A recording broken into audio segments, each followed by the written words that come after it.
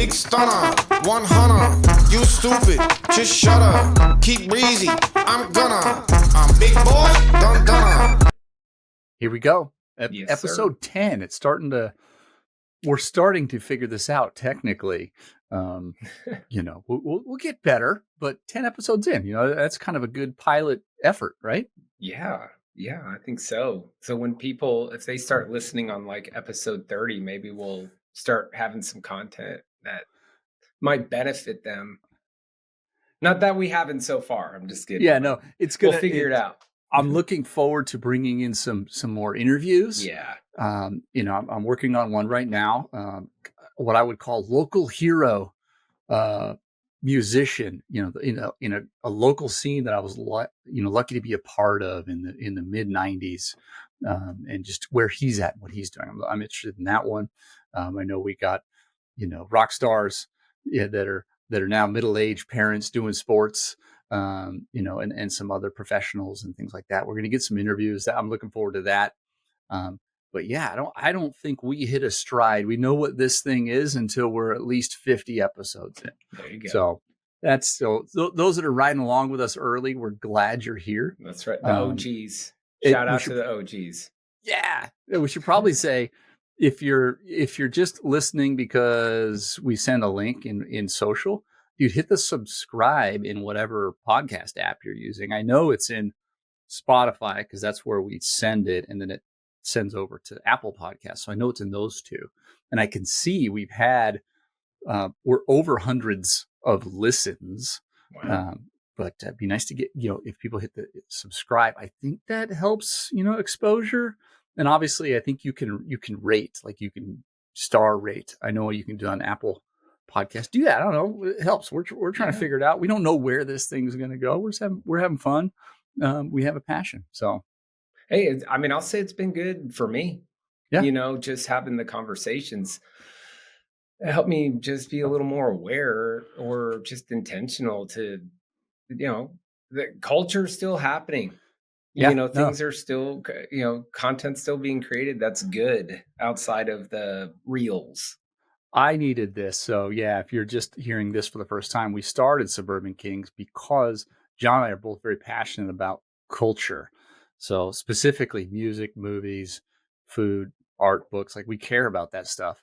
And as we've aged, it's been harder to stay connected to those things. In my career in the past, I actually worked with creative people, artists, musicians, filmmakers. And so I was very connected to that stuff. And as my career progresses and that my job gets, higher level and more boring, there's less of that. So I'm not interacting every day with people who are like, hey, let's talk about the new band you discovered. So that's why we did this. John's always my first call or first text when dude, you got to watch this, or you got to hear this. Yeah, appreciate that. That's, we just formalized it. I haven't climbed a corporate ladder of any kind. So for me, I've climbed the family ladder. I mean, that's the part for me that, I've needed is, as I've added children to the family of 6 that we have, that's taken up just all my focus and in a great way. But it for me as an individual, as a dude, it's kind of pulled me away from the culture, the arts, the things that I need. Life happens, and you miss this stuff. And on top of all that, what surrounds all of that is the way we interact, especially with the media type stuff. So music, movies, the way we interact with those has completely changed. The theater experience and the way movies are released and how that works, with streaming and all that. It's so different now that, there's a lot more noise. It can be easier, but there's just like I said, so much noise. And music is the same thing. I was commenting on, I'm starting to follow people that review music on Instagram in the Suburban Kings account.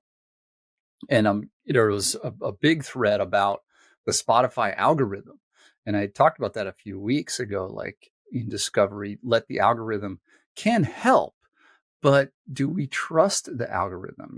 It's going to kind of homogenize what you listen to, maybe. Yeah. So how, in the age of, we have access to all the music, but how do we find what we're going to like? How do we find something that's truly new? And if it's left to the algorithm, things are going to sound the same, I think. So lot to figure out, but that's kind of why we're here. We're going to figure it out as we go. And if we help someone discover a movie they haven't seen, a book they haven't read, or a band or music they haven't listened to, then we won. That's our goal.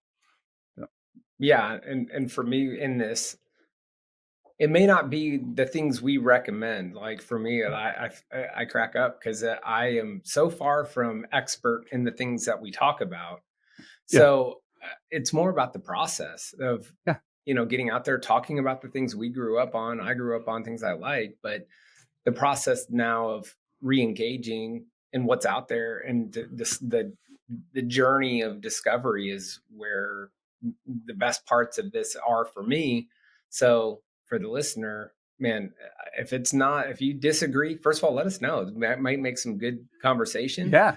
But let us know what you're discovering, what, your process, like to your point, Vince, if we help you discover, it may not be what we've discovered, but maybe it leads you to re-engage in the things that are available right in front of you and around you that maybe you've gotten away from.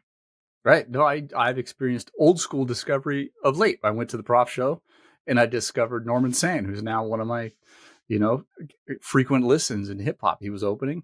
That's how it used to be. You'd go to a show and the opening act would be something you hadn't heard or maybe just were vaguely aware of. And you might like it, you might not. I don't know. So today we're talking movies. And at the top, I want to first review a movie. If we could take the time to review music, movies, shows we've been to, books, whatever. I'm going to review a movie that I've been hurt before by Netflix. let me say that.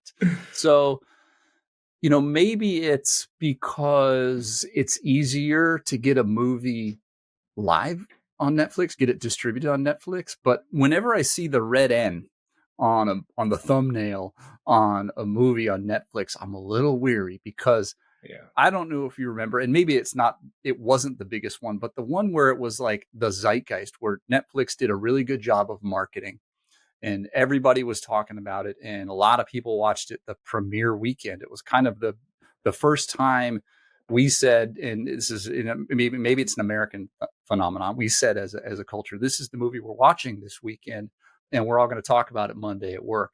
And it was Bird Box. Mm-hmm. Remember that Sandra Bullock Bird Box? Mm-hmm. And I did not like the movie. I thought it was terrible. And it was. And then I did some digging. I'm like, why was it terrible? How did they make this movie? So not every movie, but a lot of movies or shows on Netflix, you got to understand their business model. Their number one goal or they have two goals. One, get new people to subscribe to the service. And two, get you to not cancel, to keep your service every month. And so they have to make movies and shows that are good enough to achieve that goal. Mm-hmm. They're not out there. From a business perspective, they're not trying to create great art. To that end, they know what you're doing. They can see what you're watching. They get the ratings, and they can build algorithms. They can build archetypes of you, the viewer, of what you're going to see. They can turn around on that data and make a movie that is going to check as many boxes as possible and meet the tastes of the most people, which, as you know, art by committee is, never good. So that's how a movie like Bird Box comes to be. Go ahead. I kind of got caught on this old man rant just the other day because I got an email from Hulu saying, hey, good news. We're raising the monthly subscription costs. Yeah. Now you get to keep watching the same stuff, but for more money. And so I was oh my. And so I unsubscribed. I have 13 or 14 more days left with my Hulu. And I did that just because I'm like, the nickel and dime in me. Because I'm like, the old man in me was like, okay, where are the TV guides and the simple cable that, everything is available through one means, and when it's coming on, when it's happening. And now all the subscribing and streaming services that are out there, even as we're going through these lists of things we're talking about, like I'm going back and watching some of these movies and I can't find them, or they're on different streaming services, or then I got to pay $5 or $4 to watch it. Or you got a VPN to Canada to watch it. So man, that was like, that's frustrating to who's elite at this, and it's terrible, is Apple TV. So they stagger the release of their top things so that you can't cancel, because, and right now I'd cancel Apple TV today if Shrinking wasn't coming out like next week, because I just want to watch Shrinking. And that's the only show I'm going to watch on Apple TV. Granted, Apple TV is like the cheapest one. I think I pay $8 or something like that. That's the only thing we're going to watch on Apple TV is Shrinking. And I was only kept Apple TV the last couple of months because I was watching that Vince Vaughn show called Bad Monkey, which I loved. It was fun. I love Vince Vaughn. It's just, he produced it and clearly wrote a lot of it. So it's just him in his wheelhouse doing Vince Vaughn stuff. And just before that, I can't remember what it was. Maybe it was a movie, but they are elite at releasing a really good movie and then a show and just stringing you along so you don't cancel Apple TV. So what I'm thinking of doing is actually, maybe I wait until this season of Shrinking is released, then renew, watch it in a week, and then shut it down. Like, that's kind of, I'm having to manipulate all of them, and you lose track of which ones you're actually subscribed to, because I'm a credit card points person, because I travel for work and I need to travel for sports. So I try to maximize that. So I have a bunch of credit cards that do different things. And so like Netflix, I don't pay for. My mobile provider, T-Mobile, pays for a basic Netflix subscription. So I don't pay for it. For a long time, one of my credit cards gave me Peacock, and so I didn't pay for it. And that went away a couple weeks ago, and I haven't renewed it. I don't know. I'm kind of getting to the point where maybe I cancel them all, and just when I want to watch a movie and hear about a movie, just pay the $4 to watch the movie. And rent it. And sometimes I go to rent a movie and it's like $3.99 to rent it, or it's $4.99 to buy it. And I'll just buy it. Like, if it's a movie I know I like and I want to rewatch it. So that may be where I end up going, is to buying movies, and which also creates a whole nother problem, is which platform do I own my movies on? I own some movies. I own a few in Apple, because early on, that's where I bought the first couple of movies I bought. And then I started buying them in YouTube, because it was at the time really big. So most of my movies I own in YouTube, are digital movies that I buy. And then I own a few like in Amazon, but like the experience of watching them there, it's different. And my Roku makes some of my YouTube movies look terrible, and I don't get full 5.1 surround sometimes. It's a nightmare right now. Hopefully they fix this, but you're right. We might go back to something that looks like cable, but it's just one streaming service where we have. I'm okay with that. I'm okay with that. I don't know. So, and live TV is whole different. I just do live TV during basketball season. So I just turned on YouTube TV for the basketball season, a few weeks ago, watching some preseason. Steph Curry. Here's a fact. The Warriors, last time they won 5 games in the preseason, they did it 3 times. They won the championship, and they just won their 5th game in the pre. So that makes me wonder with the changes, with Clay leaving, and, they've kind of gotten away from that championship nucleus where, they had their run. So what did they do? What are they doing differently? They've got a track record of developing players, like nobody was looking at Clay, Clay, Draymond Green. I'm glad we're talking about sports. Clay, Draymond Green, Steph Curry were not expected to be franchise players, but their system over there, they know we're a mid-market team. We don't have the money that LA has, New York has, Miami, Chicago have. So we got to develop our talent. And so that's what they've been doing. And Jonathan Kuminga and Moses Moody, if those guys can come online and become what they've been developing them for a few years, they're the answer. So if they can show up. And then they just picked up Buddy Hield from Oklahoma and Sacramento. So he's kind of filling that spot. He can shoot, he can jack them. Yeah. So he's kind of filling that Clay Thompson spot. So we'll see. Steph Curry is must watch TV still. Oh, always. He's so much fun. It's art. When Steph Curry is on fire, when he's heating, it's crazy. Art. The Olympics, that ending to the Olympics was cool. It was fantastic. So, but back to movies. Yeah. Bird Box. So I went to Bird Box. I didn't like it. I believe it was built or in part by algorithm to say, if we get, here's the bucket of actors we need to use. Here's the type of plot lines we need to go with, even down to color grading and sound. Algorithm can inform how to create that movie. And so whenever I see the red end in a thumbnail on Netflix, I get nervous because a lot of times most of the time they're bad, and they're very good at making them start out pretty good. So I end up getting halfway through, and then there's just some stupid plot mechanism. It's just like, really? And so in Bird Box it was weak, and so I'm always wary. And they've got a couple of good ones.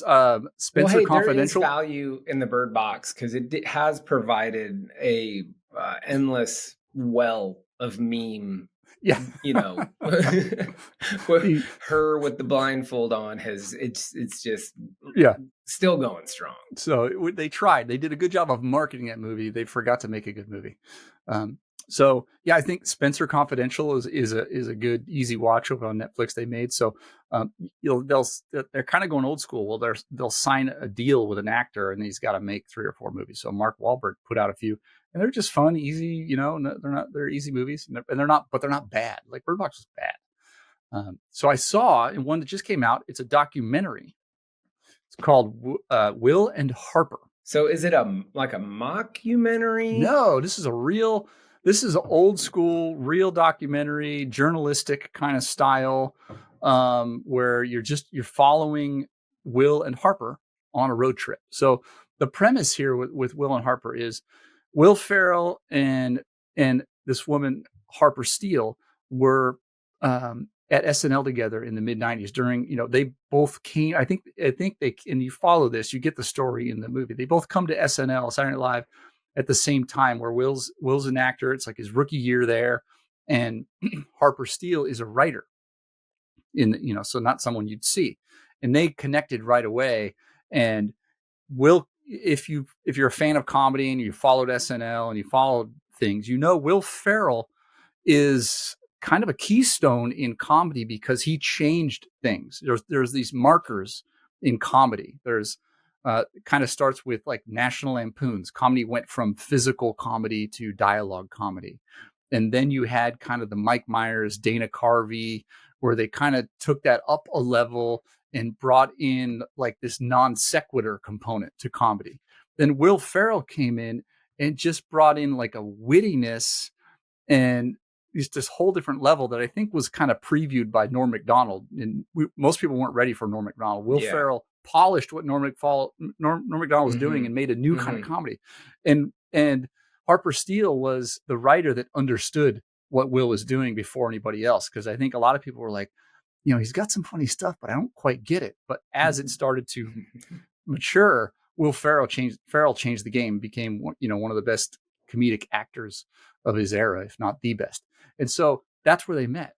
And so fast forward to this last year, Harper Steele, formerly, I forget her dead name. She's transitioned to female. She was a male at about 65 years old. Okay. So this is the premise is she sends an email to a bunch of her close friends just to say, I'm coming out and I am going to live as female. I always have. I've been fighting this battle and I am going for it. And Will was one of the first people to respond, and because they were close, and said, I don't know what to do. What can we do? And I'm here to help, and I'm all in. I support you. And how the idea came about, I'm not totally sure, but they decided, let's drive across the country and we'll make a documentary, because Harper wanted to go to all the places she had gone when she was a man, and she would drive across the country all the time. It's kind of her thing as a writer, just to get inspiration and just go to salt of the earth places, dive bars, little towns in Oklahoma, and just go all of these places and see and interact with different people to get inspired as a writer. And she was worried, I don't know if I can do that as a woman. And Will said, I'll go with you and we'll film it. And so you have this journey of two really good friends both trying to figure it out, and it's beautiful. And they're going across the country, and you see different types of Americans interact with maybe a type of human they have not interacted with before. When you transition at 65 from male to female, you look like a dude to a lot of people, and your voice is very masculine. And so it created a really interesting substrate for watching humans experience something. And it was really touching and really well done.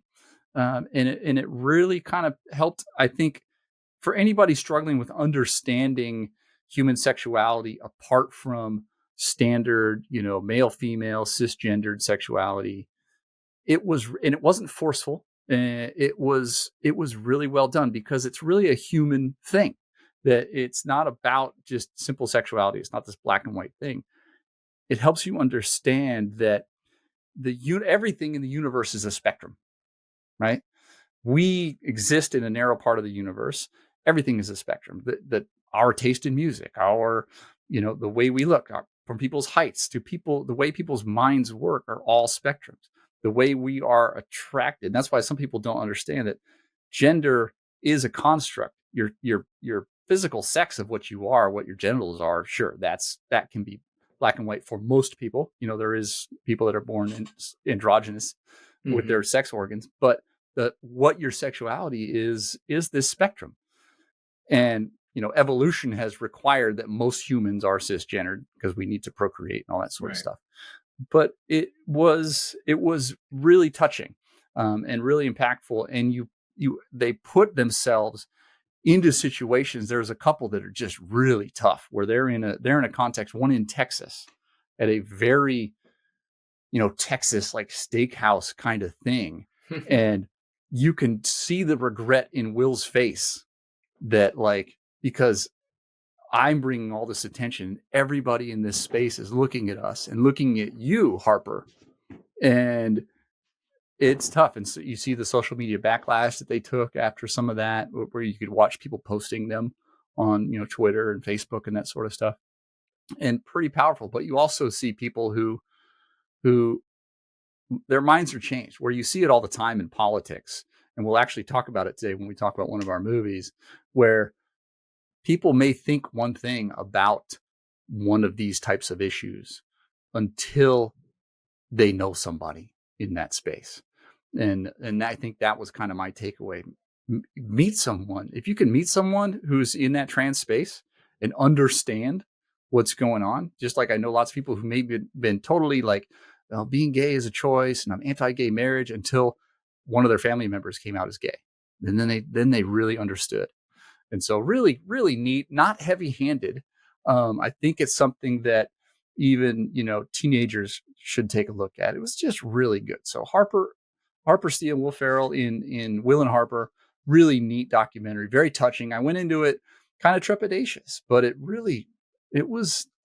flowed really well and was very touching. So you're saying this is the first Netflix Red N that gets the stamp of approval? Well, there's been a few, but lately, and I just want to touch on one I just saw. So I'm trying to force myself to watch stuff that I might not otherwise watch, so I can give a take on it. And that one was really good. I'm really happy I watched one. That was time well spent. I like documentaries. Documentaries are good. It was really good. That would be one. If you little kids around the house and you don't have a lot of time to watch your movie, that's an airplane movie or iPad movie, and just soak it up. And really, really, really well done. So cool movie. Will and Harper. All right. So today's topic: elections coming up. We're a few weeks out. I hate the politics stuff. I like arguing, so I have a weird relationship with politics, because I like to argue, even things I don't really care about, because just arguing is fun for me, right? It's funny. Where are you? I'm like literally the complete opposite. I do not like arguing. Yeah. I think it's because I grew up the youngest, and so I lost all the arguments. If I won an argument, then I would physically lose. So no matter what, like I was the smallest, I was the youngest. So my opinion just, I couldn't win. And, it came down. Lose.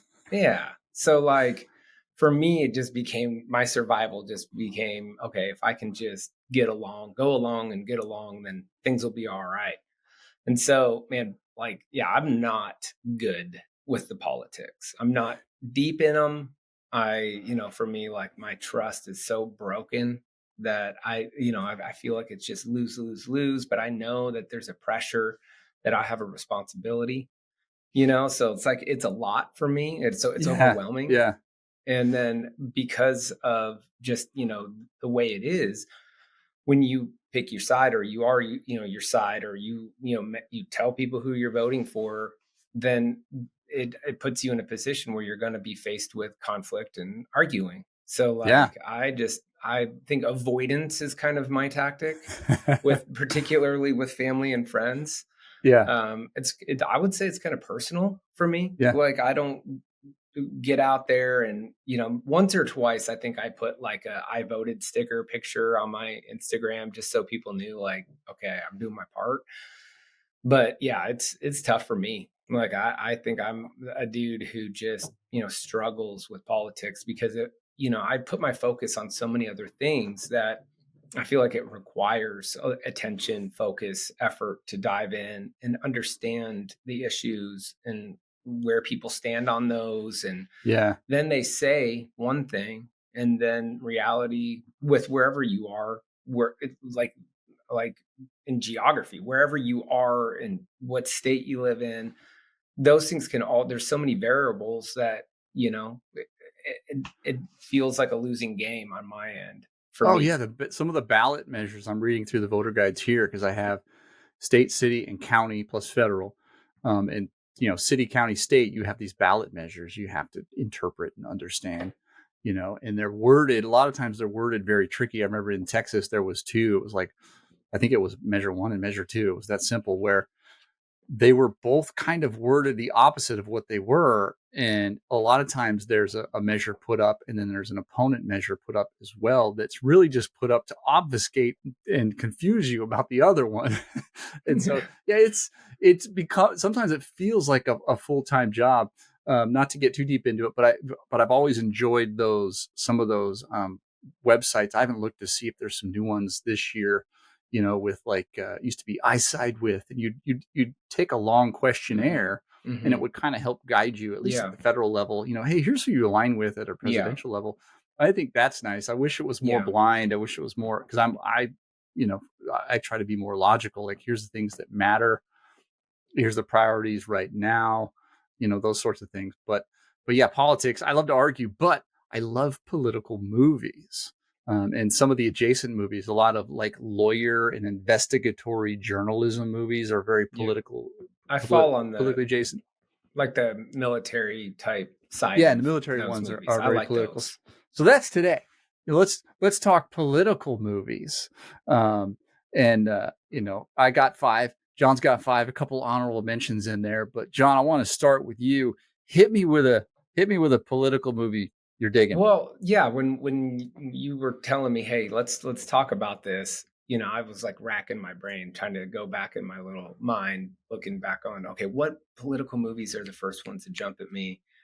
And right off the bat, and this doesn't tie into like the bigger picture of America, but Chris Farley's Black Sheep, I just so good.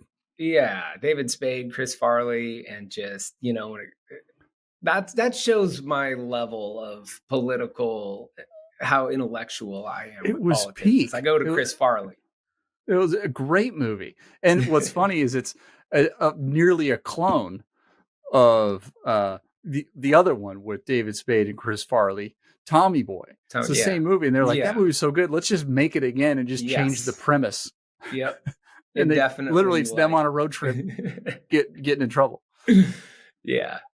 But no, I think there is some real politics in there. And I think you've maybe heard the term, all politics are local. And I think this is a governor race, like in Oregon, right? Or something like that. And so, small state, but getting on the ground and hanging signs like that matters, or maybe it used to matter. I don't know if it matters now, but hilarious movie. Rest in peace, Chris Farley, man. The Yeah. dude, that was like peak Chris Farley. Yeah.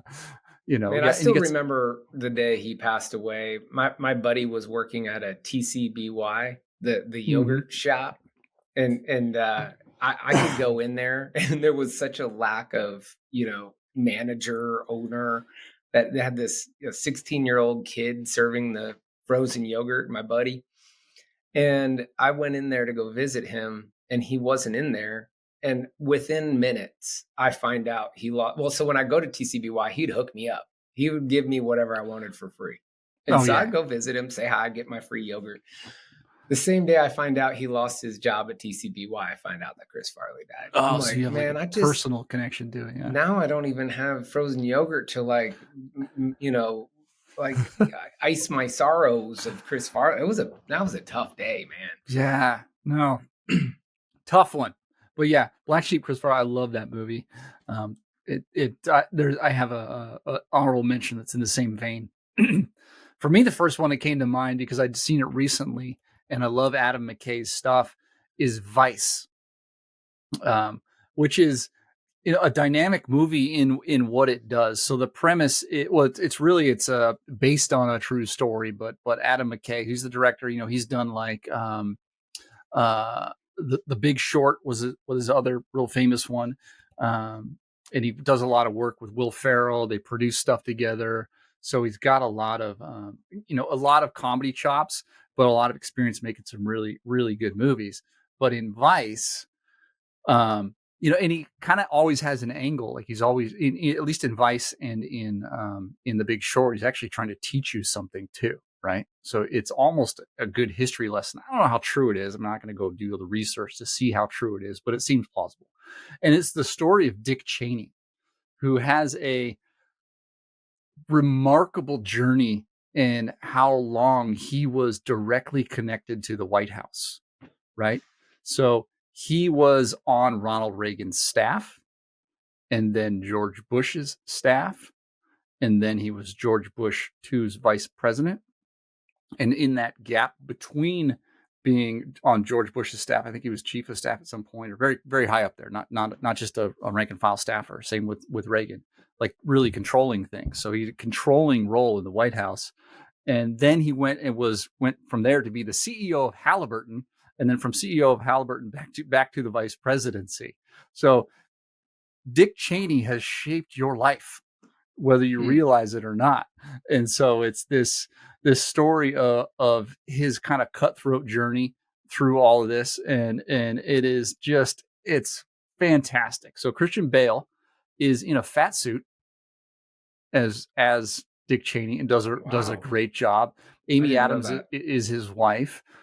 Sam Rockwell plays George W. Bush, and he's fantastic as George W. Bush. Sam Rockwell knocks it out of the park in any role he's in. And it's just, and Steve Carell plays Don Rumsfeld, and then a bunch of different people in there. And it's just a really, really interesting look.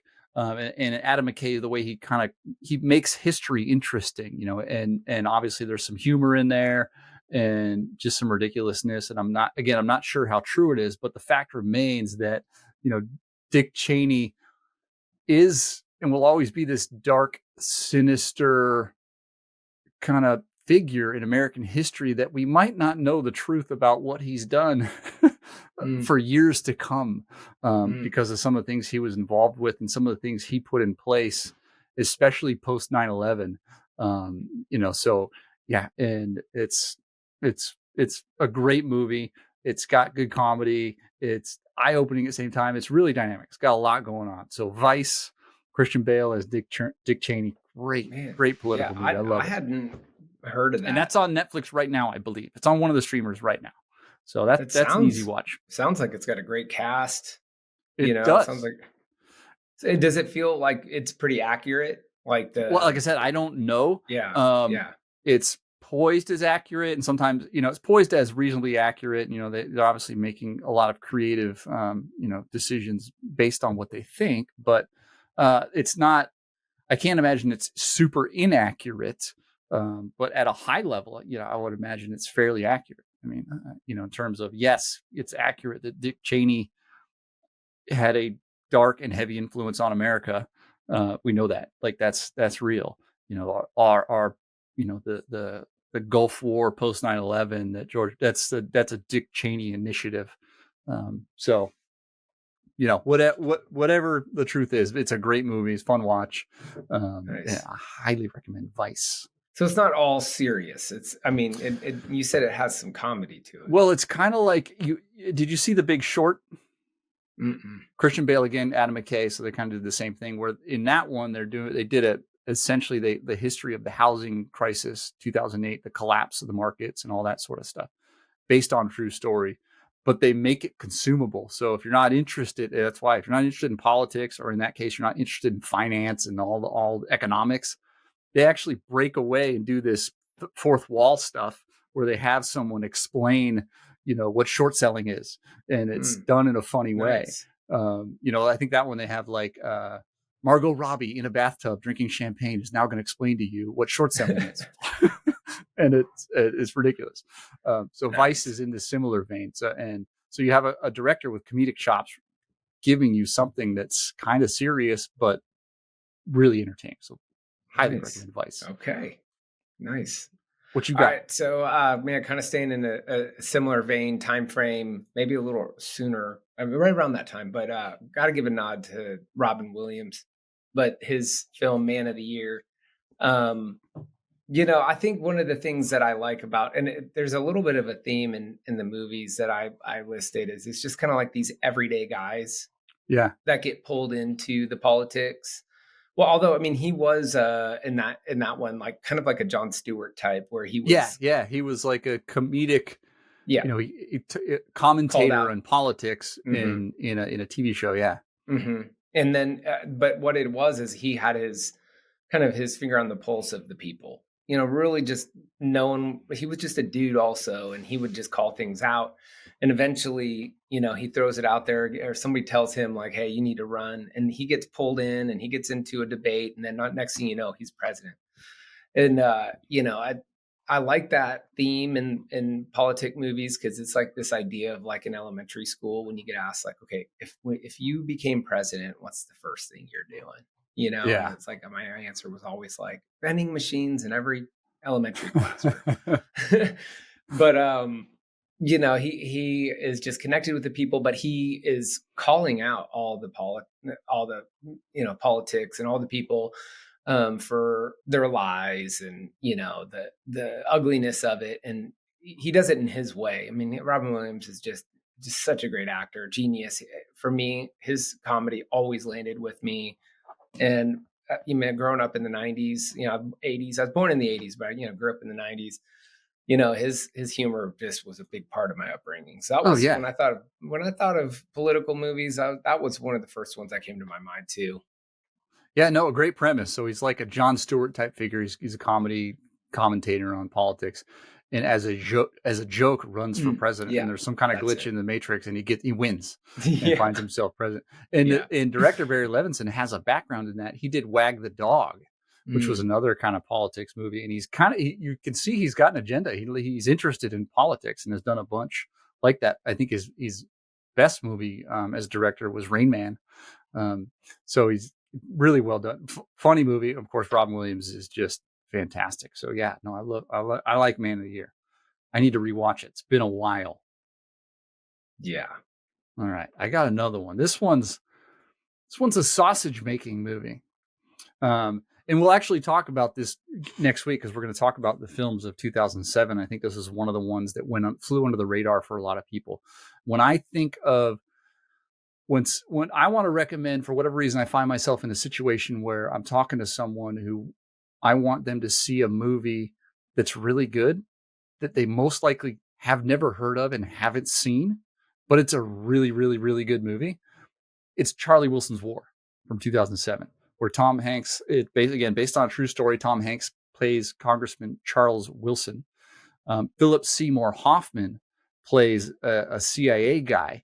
And it is one of the best 1-2 combos of acting ever. For me, when I sit down and it's been a long day, I think this might have been one of my dad movie choices, or at least an honorable mention. And it's been a long day. When I think I want to see a movie with brilliant dialogue scenes, I just want to watch elite actors execute. It's Charlie Wilson's War. Scenes with Tom Hanks and Philip Seymour Hoffman in them doing their thing, the way their characters interact and the dialogues is just, it is phenomenal. I'm pretty sure it was nominated for some awards. We'll look into that next week. But the premise is, so Charles Wilson is a congressman in Texas, it's in the early 80s during the Reagan administration. So Texas, I think, might have had a Democrat governor at that time and still had some Democrat Congress people, because you still had holdouts where in 1965, the Southern Democrat and Northern Republican actually switched parties post the 1965 after the Civil Rights Act was passed. Anyway, so you still had some Democrats that were kind of conservative. Anyway, he had a secure seat in Congress, and he was never going to lose. Nobody was running against him in his little congressional district, and he could do some stuff. And he's shown as an elite negotiator and just a hilarious character and just fantastic. So it's the sausage making of what's going on behind the scenes in the Afghanistan war and what eventually led to the fall of the Soviet Union, where, we did what they did in Vietnam, where, they kind of fought a proxy war in Vietnam, and we just kept throwing soldiers at it and spending money and not accomplishing anything. They were doing the same thing in the 80s in Afghanistan. And he goes in and does some things, again, whether it's true or not.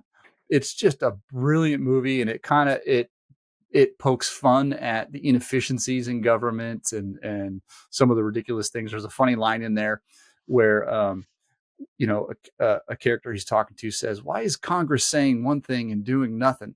And he says, "Well, tradition mostly." And, and so that really kind of sums it up, where he's just kind of in the back rooms. That's where the movie takes place, in the back rooms of what's happening in Congress. And I love a sausage making movie like that, where you're really not seeing, it's not really about the war that they're fighting. It's about what's happening in the back room. Charlie Wilson's War, 2007. That's Tom Hanks, and one of, towards the end of Philip Seymour Hoffman's life. Yeah. If you love him, this is one of his, he is in his bag. Great character, great movie, Charlie Wilson's War. Yeah. Underrated actor, he awesome. And then Tom Hanks is in my top three actors. He's got such a bandwidth. He can do so much. But yeah, Charlie Wilson's War, love that. That's one of my favorite political movies. I think I'm gonna have to buckle and pay the Amazon Prime for that one, because I've been going through the list we got for next week, and that's one I don't have on one of my streaming services. You've got to see that movie. Yeah. Okay. Yeah. So another one, kind of everyday dude finding himself into a presidential role, is the movie Dave. Now, Kevin Kline's in this one, and I wasn't a huge fan of his, but I was in this one because he's just kind of fun-loving, or just kind of, I felt connected to his character. But, he was like a part of the Secret Service, I think. Yeah. And so, but he looked like the president enough where the president ends up having a stroke when he's, having sex. And so they have to have a fill-in. And Dave is, Kevin Kline steps in, and he finds himself as like this stand-in president, but he doesn't have any know-how. And so he just kind of goes off of shooting from the hip on what he sees and what the needs are and the struggles he faces as a dude, and kind of speaks up for the people and ends up, doing a great job. But then, of course, it all don't spoil it. Falling apart. Okay, spoil it. Yeah. Comes unglued. Yeah, his nose comes off, or was it his nose or his hair? His makeup starts coming apart. Yeah. And it's one of those ones where, like, that's a tough movie for me to want to watch at first, but they do a good job with it, where when the protagonist is, I want to say, kind of a bumbling protagonist, that those types of movies I don't usually like. I want to see a competent protagonist, but in this one it works. And it's not annoying for me, at least. I know it's a quirk I have. I hate it when the protagonist is just kind of stumbling along. I think But I relate to that. It's endearing and it works well. I think I relate to that because like I'll start to get in over my head and I'm just bumbling around trying to figure things out. And it's like, Yeah.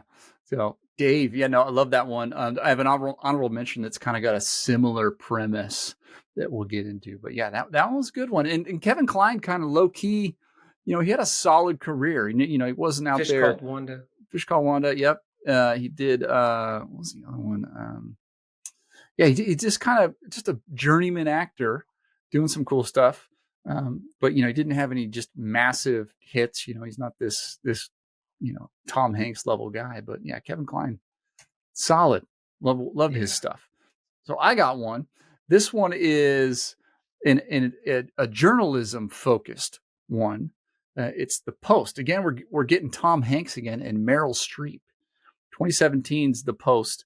It's about the cover up of a lot of secret documents. So really, the premise is they've got their hands on the Post, which is the newspaper. I can't remember if it's the Washington Post or the New York Post. One of them. They get their hands on the documents that show essentially that the Vietnam War was, it was a farce. It wasn't what we thought it was going to be. We knew we couldn't win. We were just there. It was just a political nightmare. And there was a lot of things that shouldn't have happened or approvals that shouldn't have happened. And they got their hands on these documents. And so the bulk of the movie is that struggle. Do we publish? Right.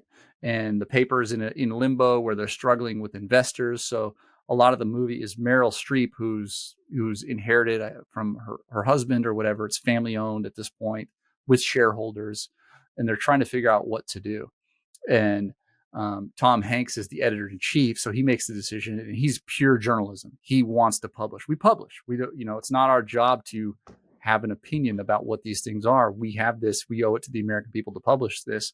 And Meryl Streep is struggling with this decision of, I'm friends because I've been in Washington, D.C. I'm friends with, Kennedys. I'm friends with Nixons. I'm friends with these people, and I'm about to burn them. Like the paper I own is about to burn them. So this is based on a true story. And it's I love an investigatory journalism or detective, kind of whodunit type of thing. And so it's really well done. It's a quieter movie. So if you want action, not your movie.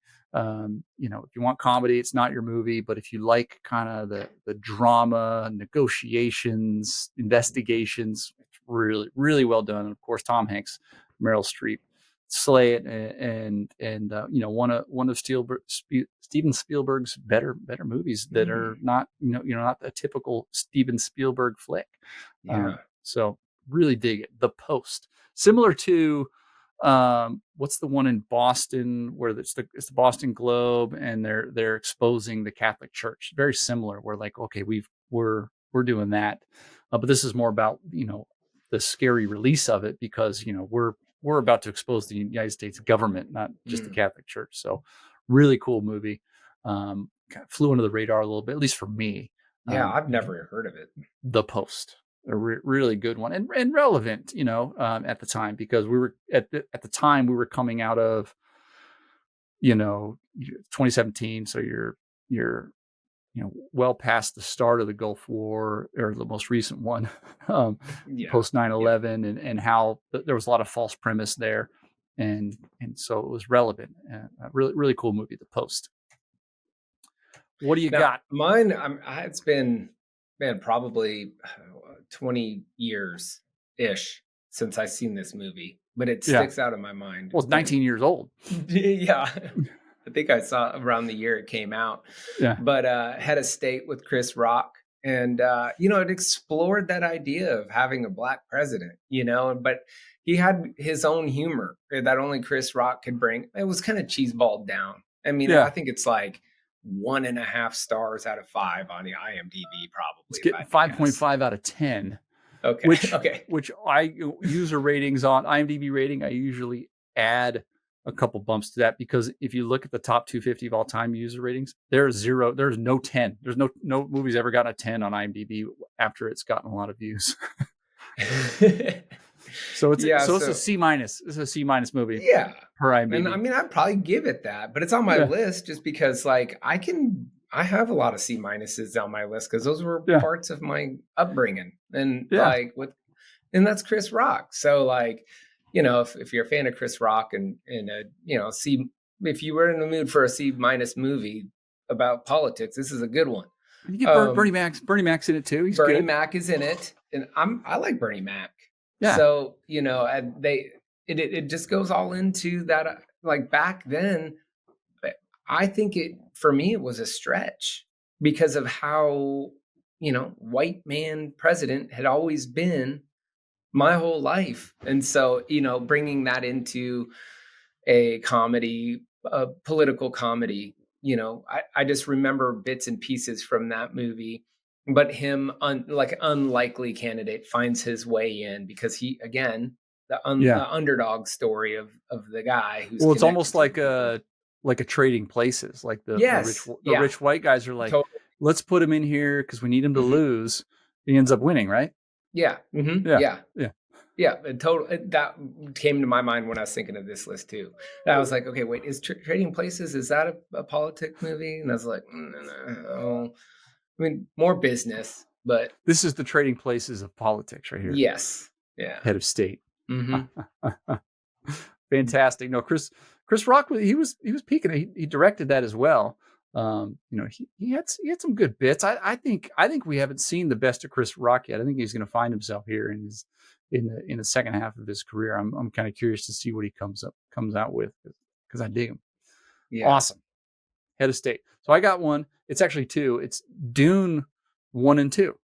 A lot of people who haven't seen the new Denis Villeneuve Dunes over the last few years, which are phenomenal movies, just just full on.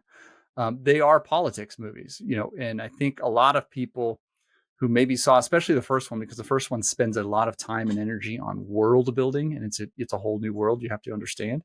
Mm-hmm. So it is a bit slow, I will admit.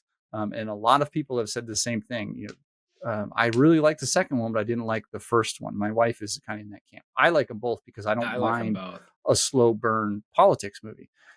And a lot of people didn't like the first one because they went into it going, well, this is a space movie, so it's an action movie like Star Wars or something. And it's not. It is absolutely not. No. It is, the movie is based on politics, negotiation, people trying to manipulate people, those sorts of things. And it's really well done. And when you look at it, it is almost holding a mirror to what's happening right now in the Western world politically, where the premise is you have one party or one faction of political energy trying to manipulate a religious zealots so that they can have a majority to get their stuff done. And so that's really the premise of the movie. You have a character, you know, Paul Atreides, who's this political character, and he's manipulating religious people who are, you know, dogmatic about their stuff and just, you know, fundamentalists, basically manipulating them so that he can accomplish what he's trying to accomplish politically. And so I don't want to give away what's going to happen probably in the third movie here when it comes out in a year or two, because if you read the books, you know what's happening. But a lot of people just miss that. Like, well, the action kind of sucked. Well, it wasn't about the action. And it's beautifully done. I love Dune 1 and 2. And it is. I love movies that have a subversive message. And that's really the subversive message is we're seeing the same thing happen in the Western world right now. There are people manipulating religious fundamentalists because, you know, if I can appeal to this one thing they might care about, then I get, you know, 30% of the voting base automatically. I don't have to do anything else. They're in, they're all in, they'll die for me. And it's a really interesting take at that. And it's beautifully shot. The soundscape is incredible. When I want to experience a movie that is fully immersive, the Dune movies are high on that list. Yeah, I'm happy you put that on the list because I fall in the category of like it being a political movie going way over my head. Like I'm just not as intellectual enough to put all those pieces together. But as you say it, I'm like, yeah. Because I get just totally lost in the sci-fi and the eye candy of just how well put together it is artistically, but also just, man, it has awesome action in it. I love the storylines. I mean, it's good. Think about it like great this. movies. Paul Atreides does not end up being the good guy. See, and that's a big twist. Paul Atreides, and that's kind of the American Republican Party. Paul Atreides is Ronald Reagan in the first two movies here. He's the good guy. He's he cares about a couple issues that the fundamentalist religious people care about, and he's getting them on board, and he's going to turn into the Donald Trump later, and he's going to try and manipulate for his own purposes. Now that he's got people who've already sunk a lot of cost into him, so it's an analog to that. What's happening right now in America as you watch one party manipulate religious fundamentalists. So it's really cool movies. I'm really excited to see where he goes. I think he's done the source material very well without and being able to apply it to a movie context versus a book context. Really, really good movie. Dune. Well, it's a politics movie. It's not an action movie. It's not a space movie. But for me, John? It's an action and space movie, which you can accomplish both with these. It's a beautiful movie. If you ever get a chance, if you didn't see it in theaters, or if you ever get a chance to see it on a really good system and feel the movie, it is just amazing. So he does such a good job of showing you the scale of things. And that's probably why a lot of people missed it, because it is so immersive. You get so in awe of what you're visually seeing and hearing that that's me. You might check out from the story. That's really me. Cool, but the story is political, full on. What do you got? Right, so I gotta pput Idiocracy on my list. Have to. It's got to make a list. Now, Luke Wilson, I'm more of an Owen Wilson guy, even though Owen Wilson kind of has his own, but Luke Wilson has his place within, what's his, the director that, Wes Anderson. Anderson. Yeah. I like him in those movies, but outside of those movies, Luke Wilson hasn't really done a whole lot for me. But the thing I like about this movie, right off the bat, Mike Judge, he put this one together. Beavis and Butthead creator. Office Space. Office Space in Austin. It was filmed in Austin. Yeah. And Mike Judge is, at the time when he made Office Space and Idiocracy, he's living in Austin. I think he still does. But when he was doing Office Space, he put out a call for extras. And me and a couple of friends went to a hotel and we put our name in the hat to be extras in Office Space. Oh, wow. I got a call back, but it wasn't for that. It was from a different movie, and I ended up being a extra in a movie, and that was a cool experience. I got a lot of free food, and made $100 or something. And so I tried again for Idiocracy, but two of my friends were actually extras in it. So there's sort of this local, pull for me, and just cheering for Mike Judge. And I was, I loved Beavis and Butthead when I was a kid, and so. I think the premise? When it came out, it didn't land. I think it bombed. But I think I saw it in the theaters with my buddies, and we were looking for him, and we saw him in the movie. But he goes into this cryogenic type sleep that was supposed to be for a short time, but he ends up getting in it for 300 or 400 years or something. And when he comes out.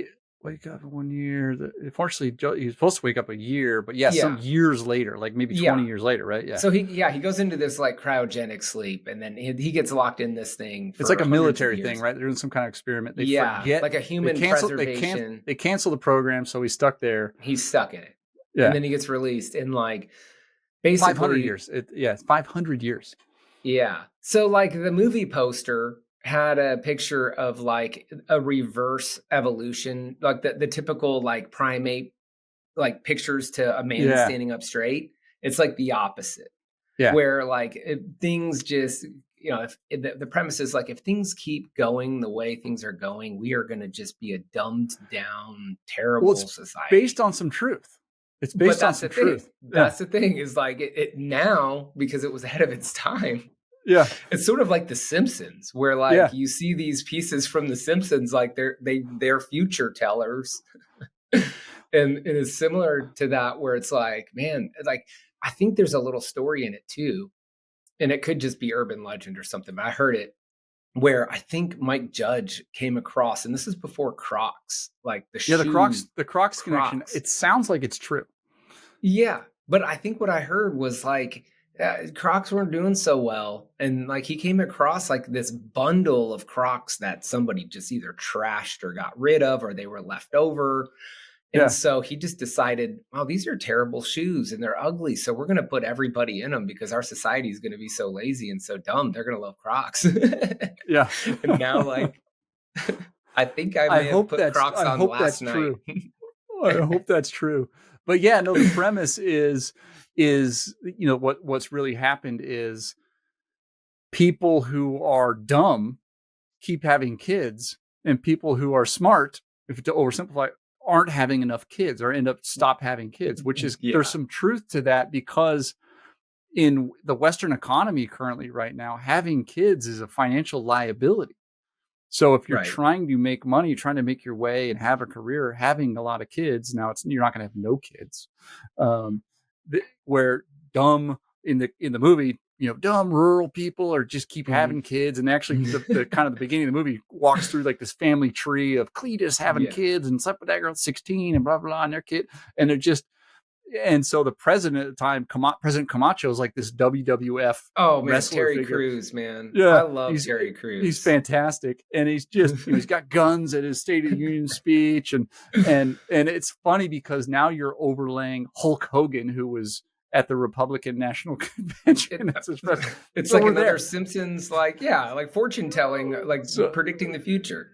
Yeah, so we're there. So people are just attracted to chaos and spectacle, and aren't thinking, you know, long term about things. So it's probably having a moment. And if DVDs were how we watched movies right now, it would make all its money back. So yeah, Idiocracy, you got to have that on the list. Everyone should watch it. And it's one of those ones, and I think why it didn't hit is I think it's too close to home. Like it's too true, you know, and so the satire is just, it probably was too painful. Maybe like, that's too true. And nobody wants to say that. It's the quiet thing you don't want to say out loud. And so really good movie. Love Idiocracy. Okay. I got a war one. Okay. This one, is in the 80s, you know, height of the Cold War, right? So think back, and there was lots of movies that were, you know, kind of touching. Russians were always the bad guy, you know, in the 80s. You know, even in Rocky, you know, Ivan Drago was the bad guy, and so Red Dawn is one I've put in there, and so. Red Dawn is, and not the new one. I saw the remake of Red Dawn. It's got one of the Hemsworth brothers in it. And it's it totally breaks the primary premise of the movie in Red Dawn, because in the original Red Dawn, so here's the premise. We're in Colorado, like rural, like a small town Colorado, probably like Western Colorado, where you're not like in the proper mountains, but you're in the foothills. And it starts off, you're in a high school, classes happening, and paratroopers start landing all around the school and the town and just start shooting up everybody and taking over.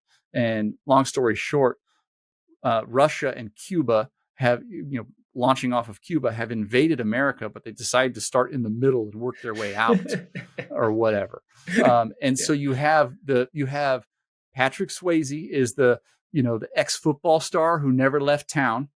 He's picking up his brother, who's a football star now at the school, and they're the Calumet Wolverines. And they're going to run up to the hills to get away from this in their pickup truck. And they stop at one of the guys' dad's gas station / sporting goods store and fill up on sleeping bags, tents, food, and guns. And they just go hide. And they're just like, we're just going to go hide in the mountains until this is over. So there's like, 5 or 6 of them go hide in the mountains, and they have no intention of getting involved and becoming this, this thing. But one day they're out hunting to eat, and some Russian, Cuban type troop guys are up there just kind of patrolling around, and they accidentally stumble into them, and they end up having to fight, and they kill them. So they stumbled into the conflict. And they're like, I guess we're in this. People are going to be looking for us. We are now a guerrilla warfare team. And they start going on the offensive, and they start going into town to steal food. And then they have to, then they take over columns of armored personnel and steal weapons and shoot helicopters. Shout Wolverines every time. Yeah, and that was their mascot in school. So they spray paint Wolverines all over everything. It's just fantastic. But it's like this Cold War propaganda, like America, like that kind of thing.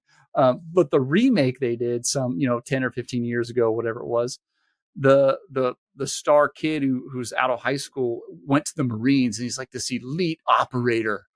And from the beginning, he's like, we're going to fight. It's not this reluctant kind of, I stumbled into this, now I have to fight. It's no, we're going to fight. And so I think they broke the whole thing. The remake is stupid to the point where I absolutely refuse to watch the remake of Point Break. I will never watch that movie. Man. The first one's too important to me. Great movie. Yeah. I mean, it's awesome. It's not a quality movie, but it's such an important movie that I love. That movie. There's no way I'm ever going to watch the remake, because they did this to Red Dawn, and it was atrocious. And so make sure when you go onto streaming to watch Red Dawn, you're watching the one from the 80s with Patrick Swayze. You're not watching one, the new one with one of the Hemsworth brothers. That one sucked. Yeah, there was something though with Red Dawn as a kid that resonated.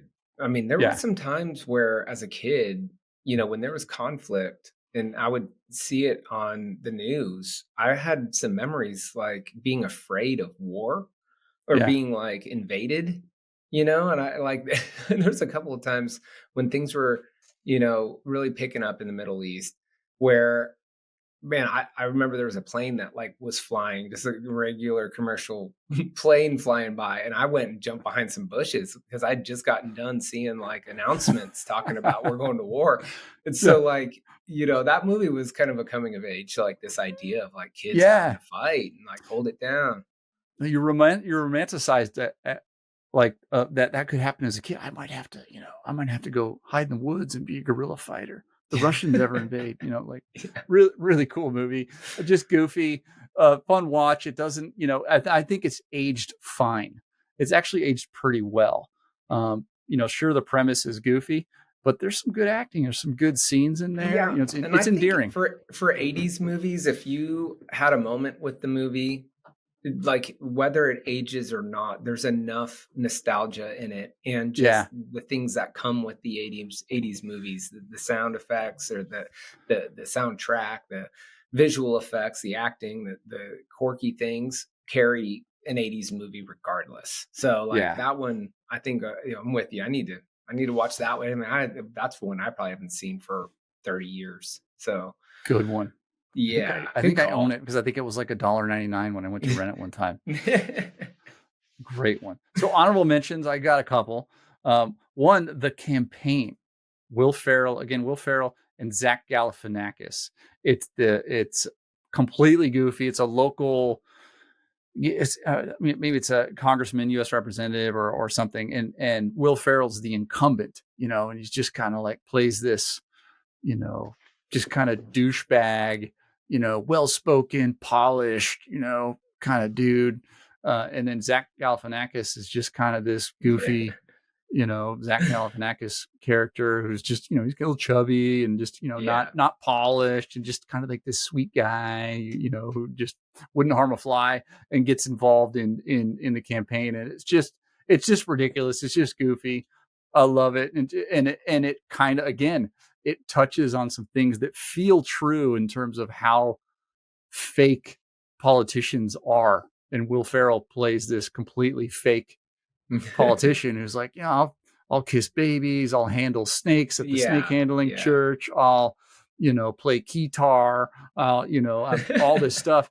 And so Zach gets into it and he's just a regular dude in a cardigan sweater and just, and he gets a campaign manager, and they try to turn him into a Will Ferrell looking dude and put him in a nice fitted suit, and you got to be cutthroat, and he's terrible at it. And so it really kind of, it pokes fun at that element of politics that politicians they're full of shit. And it's all stupidity. There has to be some really good comedic moments if the two of them are starring in that movie together. It is. Yeah, you got to see it. And it's not safe for work. It's not a family movie by any means. Yeah, I probably could have guessed that. It is fantastic. So The Campaign. The other honorable mention I have is similar to two movies you had on your list in terms of premise. It's The Distinguished Gentleman, 1992, Eddie Murphy. So he's just a regular dude I think it's in Florida. He's just a regular guy, but he happens to have the same name as a congressman who just died, Thomas Jefferson Johnson. And so he decides, and I think he's a con man in the movie, or a little bit. He's just kind of a street guy, just kind of, hustling. And so he dies. And so he just slides in and gets his name on the ballot and wins and becomes a congressman and has no clue what he's doing and is in there just messing stuff up and ends up kind of being a real man of the people and breaking politics in a good way. So that's kind of how it resolves. But, if you like Eddie Murphy humor, it's classic Eddie Murphy humor. And so, good movie, fun movie, The Distinguished Gentleman. Yeah. Okay, so I'm going to throw an honorable mention on here that probably we may not even be able to find, and that hardly anybody has seen. But you and I have a buddy, a filmmaker, and he made a movie local here in Austin, and it actually screened at one of the local theaters. And went and saw it out of support for him, and just good dude. His name's Matt Patterson. Yeah, he's a writer on the movie. He's a writer on the movie. But it was the premise of the movie was awesome. Like, great premise. I hope it becomes a movie. Like, it needs to. But basically, the Chinese government shuts everything down and demands the money that the U.S. owes. All them. The chips in all the electronics in America that were made in China have like this shut off, and so China basically shuts down all of our technology. And holds America hostage. All the electricity, the water, everything. But then they also show up. They take control of us by putting on these like wristbands that until the national debt of the trillions of dollars are paid, people are gonna, they own Americans. And so that was just, that premise, that story, like that's crazy, because it's like, think about all that. Like, there's something there. There's something there that I think that for a movie, it needs to get made. It's a great premise, and it could, that premise could be turned into something. But yeah, worth watching, especially if you like art house movies. I mean, this is a I don't, not to take away from what they've done. They've done a good job. Right, but, lower budget actors you haven't heard of. Yeah, some dudes whose dream was to make a movie. They made a movie, like you said, art house, where it could be played at like a film festival type. Yeah, screening, and it came out. Man, that was probably 15 years ago, or 10 years ago. 10 years ago. Yeah, but, 10, 11 years ago. Yeah, good movie, good premise, good movie. It's got it moves along. It's got a good plot. It's worth a watch. I dig it. I love Dragon Day. Yeah, me too. Good call, man. I had to throw that on there. Awesome. Well, we'll put all these movies, all the links in the show notes on wherever you're listening. But yeah, if you haven't, give us a rating or subscribe on whatever podcast app you're listening to. If we're not on one you like, let us know. I don't know how, we're trying to figure out how all that works. I know we distribute via Spotify, so it shows up at Apple too. I don't know if it shows up if there's other ones. There's kind of third party. I know those are two big ones. Most people are using Spotify or Apple Podcasts for their podcast, and it's also on YouTube if you want to watch the video version of it. Audio too. I think we can put the videos on Spotify. Just haven't done it yet because the files are so big. But yeah, give us a rating. Give us a comment. Let us know you're listening. I mean, we can see people that are listening. We can see that people are listening. But man, I'd love to hear something. Next week we're talking more movies. We're talking the films of 2007, of which Charlie Wilson's War was one. and the premise that maybe that was the best year for films we've ever seen.